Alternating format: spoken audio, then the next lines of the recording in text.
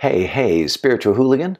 Are you a spiritual person who's hoping that spirituality can positively impact your money-making process? Well, today I want to bust more New Age money myths.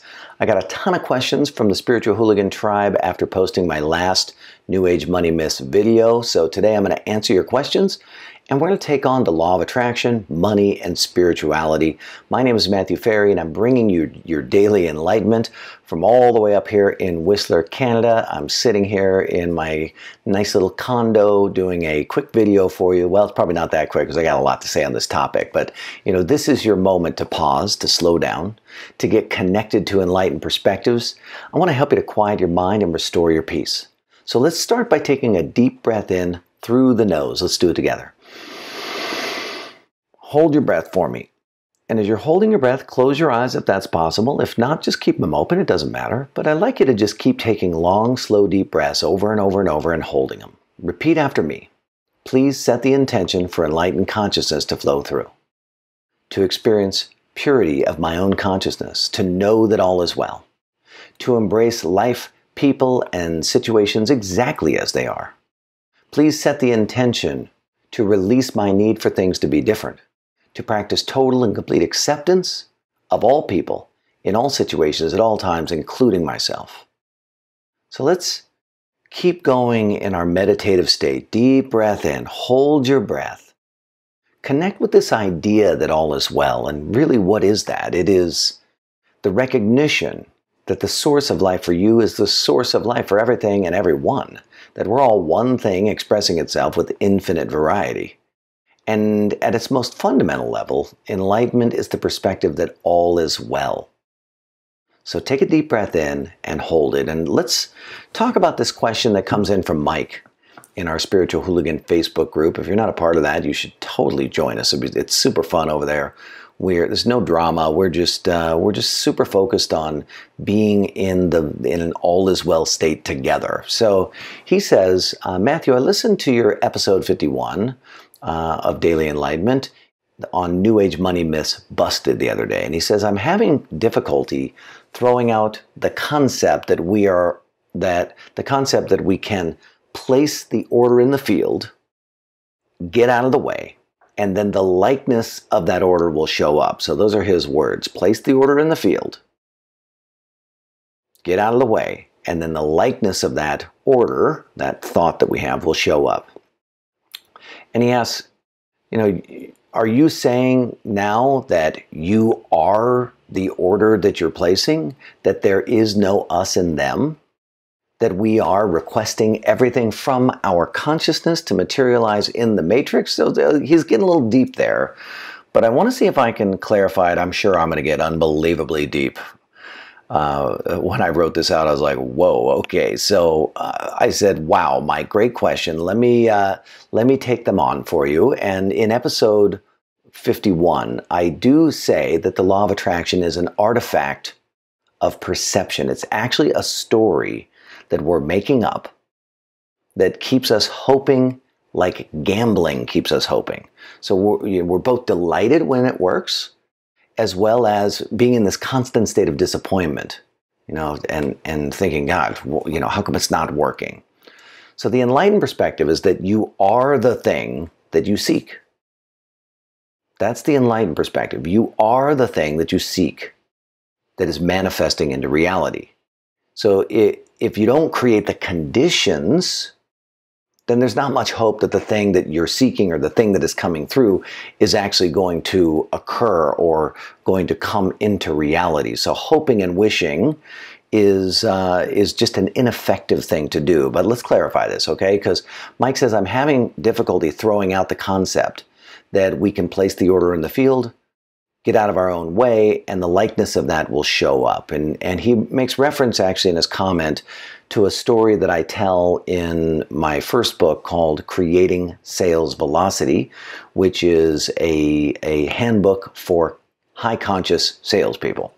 So even back then, even in my sales times, I was pretty obsessed with high conscious thinking and how do you utilize spirituality in everyday life. And in that book, I was describing how I was trying to convince my girlfriend at the time that you could use your mind to create the realities that you want. My mentor was my father. My father's mentor was a man named Earl Nightingale, and Earl Nightingale was the guy who said, you become what you think about.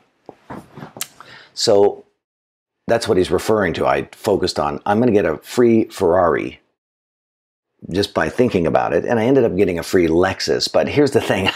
I don't actually want to spike your gambler's high, okay, with the law of attraction. I don't want to start any law of attraction lore. That's not my objective here.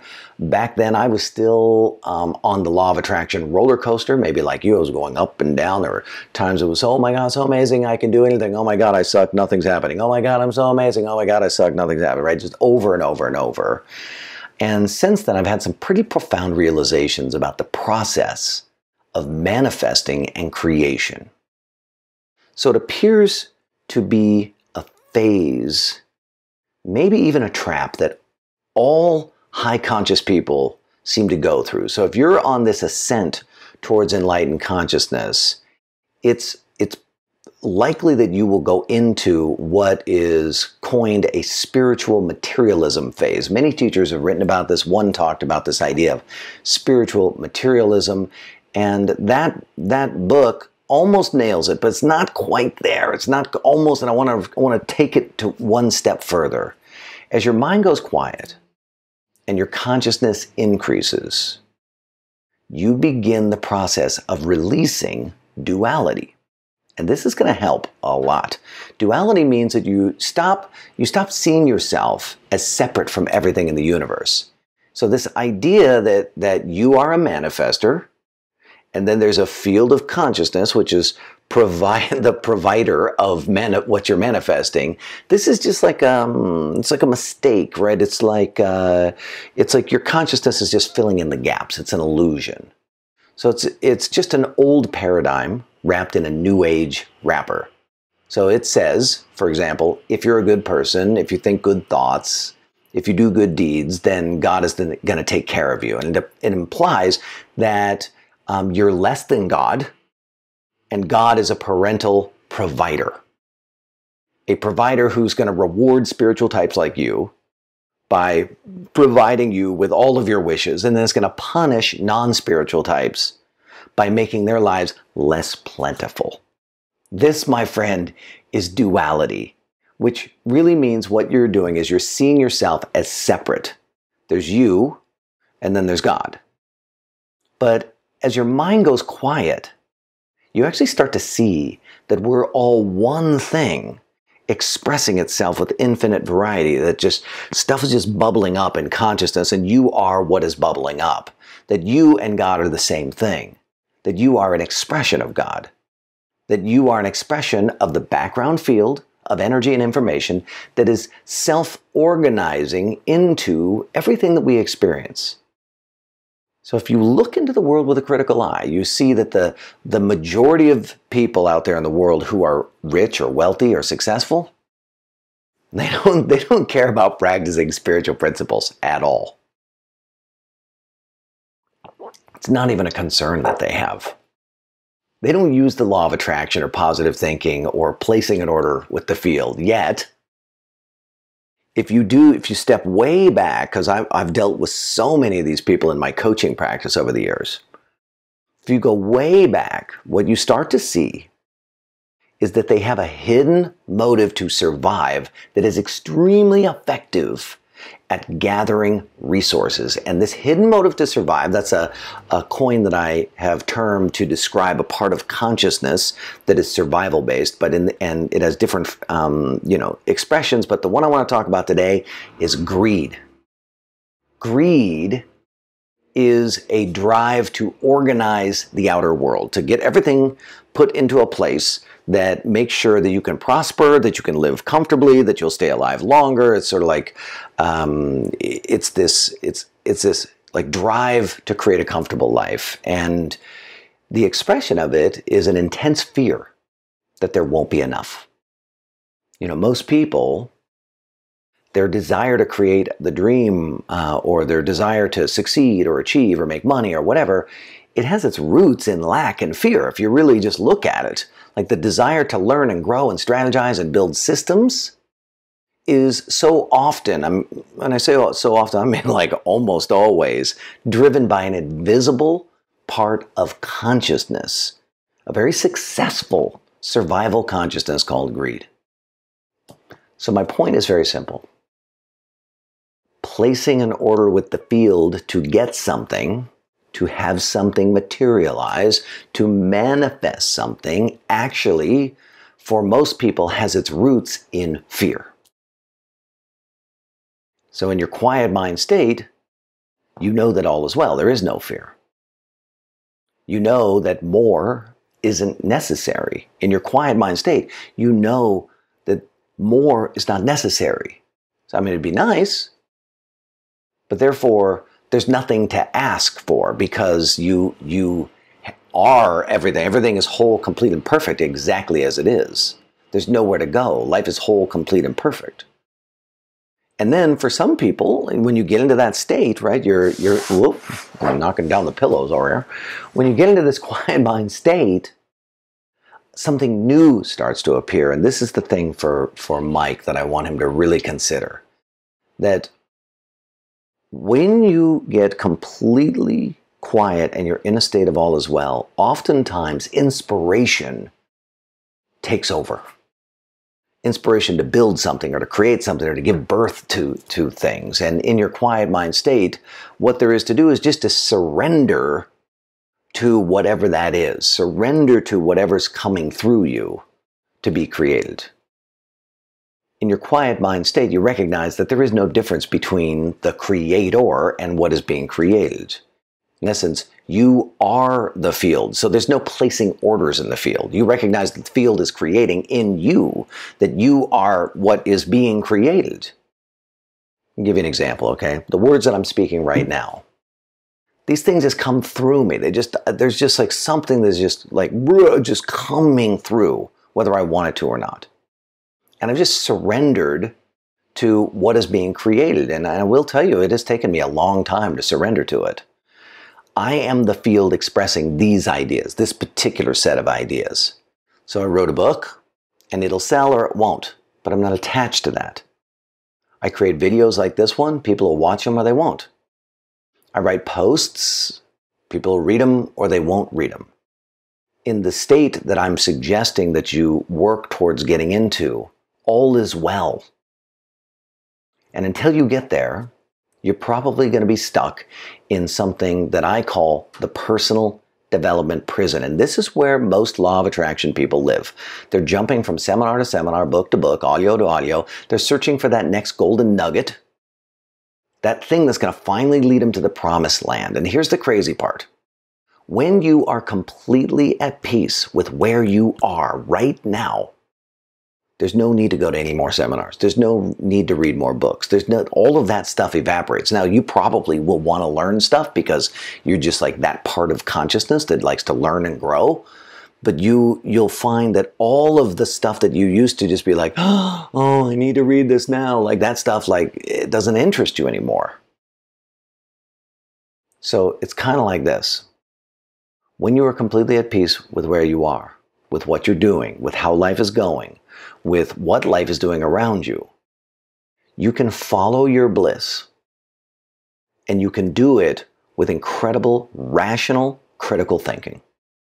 And that's key because when we're using the law of attraction, it's so often we throw critical thinking right out the window. I mean, let's be honest with each other, okay?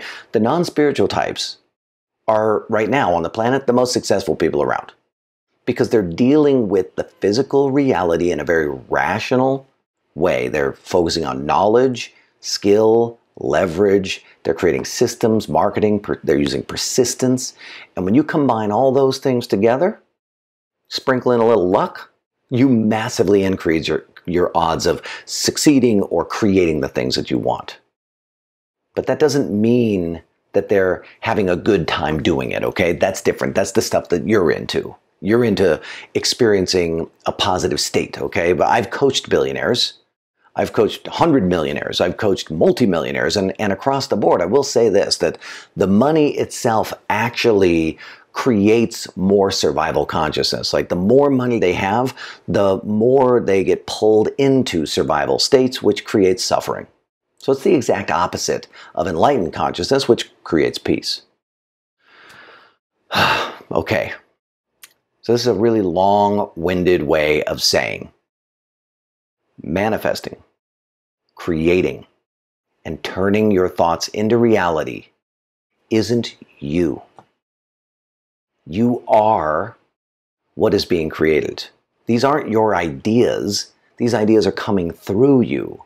You are an expression of what is being created. The ideas that you have are really just an aspect of what you are predisposed to, like how you just sort of came in configured a certain way. So if you're inclined towards science, then guess what? Science ideas just keep coming through you. If you're inclined towards real estate investing, real estate ideas, they come through you. If you're like me, a musician, music comes through nonstop. Manifesting, creating, and turning your thoughts into reality is a function of who you are, your predisposition, the environment that you're in, and then it's you seeing the opportunities and having the courage to act on them, acting, doing things, using practical stuff like systems, structures, workflow, deal making, leveraging, marketing, the whole gamut of best practices, right? I mean, if you're a musician and you write a song, your song has no real chance of doing anything or making any impact unless you implement best practices around marketing your music. If you're a dreamer and you have amazing ideas, but you don't implement all the best practices, you don't take on systems, procedures, processes, workflow, all the stuff that makes things go in the world, well, it's not likely your dreams are going to materialize. So let's say you place an order in the field. What's really happening, Mike? What's really happening? From my perspective, the background field of energy and information, that soup that scientists call the quantum field, is churning. It's like the energy and the information of all of the world is mixing together in this self-organized way, right? You want to think about cells. They self-organize. They like break apart, create 2, break apart, create 4. They just keep going until they turn into stuff. That's self-organization. So as a result of this self-organization, you have an idea. But if you're being really critical, you don't have an idea. It isn't your idea. It's just like all of a sudden it's there. And that idea then goes through this process of even more complex self-organization through you. And that complex self-organization is what you might call inspiration. You're inspired to take action. But here's the question, okay? And it's the question that we spiritual types often don't ask. And that is, okay, I'm inspired. I have this idea, but is my environment conducive to getting the result that I want? I mean, are all of the physical elements present to have my inspiration actually grow and turn into something, right? Can this phantom in my consciousness, like, can that turn into a fully baked idea? Into a fully baked reality? And the answer is maybe. Maybe it can. Maybe the components are present. Maybe part of your natural predisposition is to like seek answers, to push, to drive, to understand.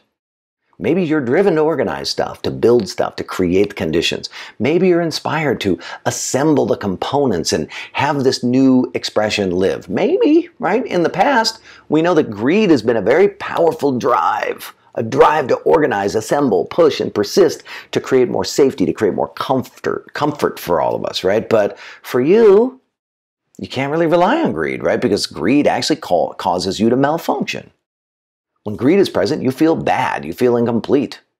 When greed is present in your consciousness, You feel like the world's a negative place, like you have to build this moat of money and prosperity and stuff all around you. You have to protect your family, protect your siblings, protect the future generations. You have to protect yourself from not being able to fulfill your potential. What if I can't retire? What if right? Who's going to take care of me, right? That's when greed is present for you. It's a malfunction. It feels terrible.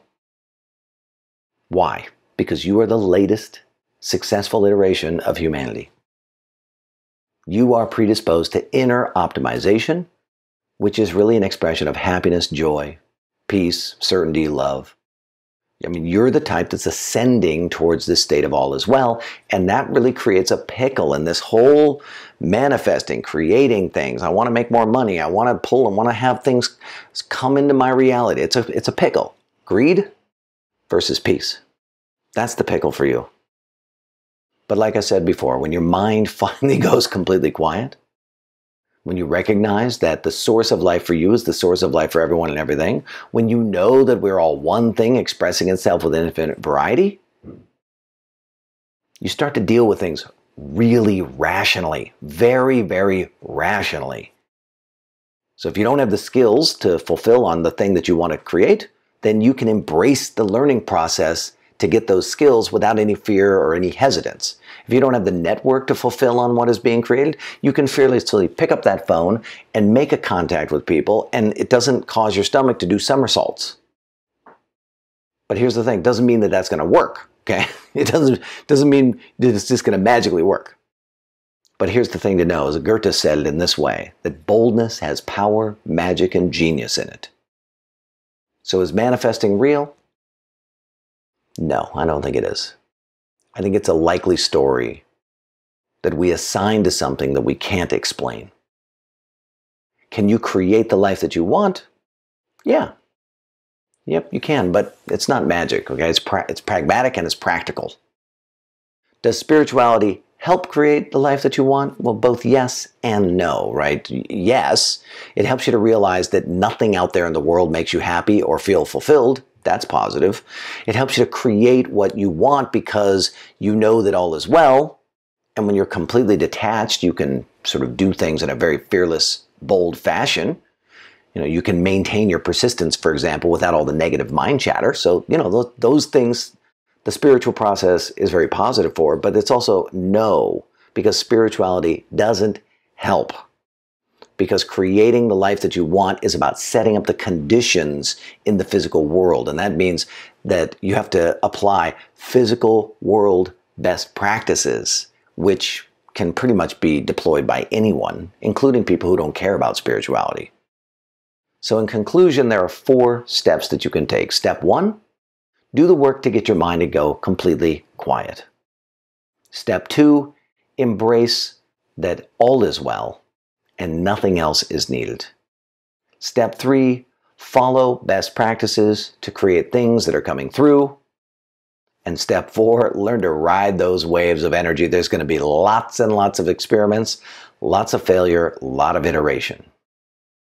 Whew, that was a long one. Well, my name is Matthew Ferry. I'm author of Quiet Mind, Epic Life. And if you stuck with me this long through this video, first of all, thank you for doing that. Second of all, will you like this video? Come on, like the video, because that tells YouTube that other people should watch this crazy long video that I just made. And it means something to me, but it makes a difference in the world because YouTube will serve the video up to more people if you like it. So if you dig the things that I say, you can also subscribe to the channel. You can keep getting the videos. You press the little bell button, then it sends a little notification. Hey, Matthew's made a new video, right? So I really encourage you to do both of those things. Leave me a comment as well. I love getting the comments. And then finally, consider joining us in our Spiritual Hooligan Facebook group. That's where this question came from, and there's a bunch of people in the world out there who are just like you. They're communing together in a group called Spiritual Hooligans. I'll put the link below for you to check it out. I'll also put the link below for the Hidden Motives release meditations, and highly recommend that you release the hidden motive greed. Very, very helpful. My gift to you, okay? Thanks for tuning in to this daily enlightenment.